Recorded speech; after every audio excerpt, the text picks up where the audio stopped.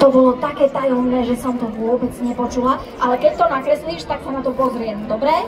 Dohodneme sa tak. Ja možno poviem viacej o našej súťaži Nakresli svojho hlasáčika. Vyhlásili sme súťaž, kde hľadáme nášho maskota. Maskota strany Hlas sociálna demokracia.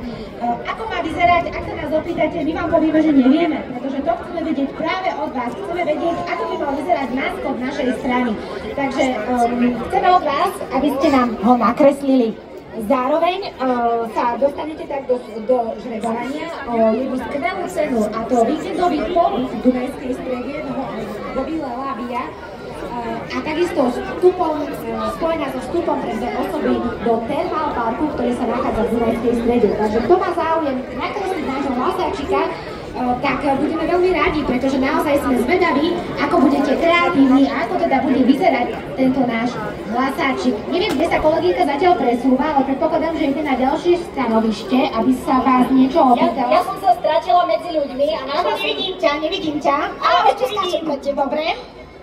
Našla som tú skvelú rodinu, ktorá ešte netuší, že sa ich budem niečo pýtať, ale zatiaľ vyzerali ochotne.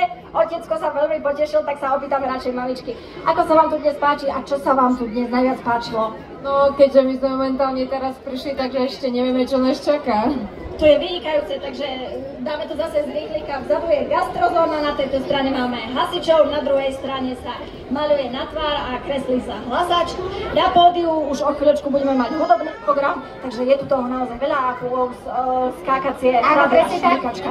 Vidím, že máte malé dieťatko, takže pre nich, aj pre tých najmenších sme si pripravili program, a to je skákací hra, úžasná veľká nafúkovacia šmýkavka, a pre tých najmenších je tam taký bazénik s guličkami, s loptičkami, takže tam sa môžu zahrať, vyblázniť.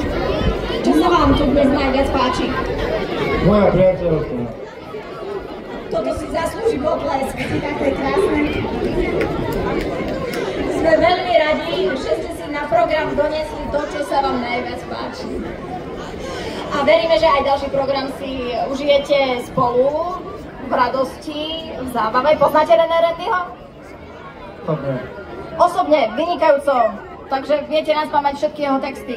Určite nie. Možno ste mi opýtali sa, ktorá pesnička sa najviac páči, keďže poznajú tohto interpreta? Asi to pivko. Áno, našepkávané bolo, že piatoček, ale vyhralo pivko, takže je to úplne jasné. A ja musím povedať, že z týchto prvých radov pri mne odznelo piatoček? Piatoček jednoznačne. A vám sa tu dnes čo najviac páči?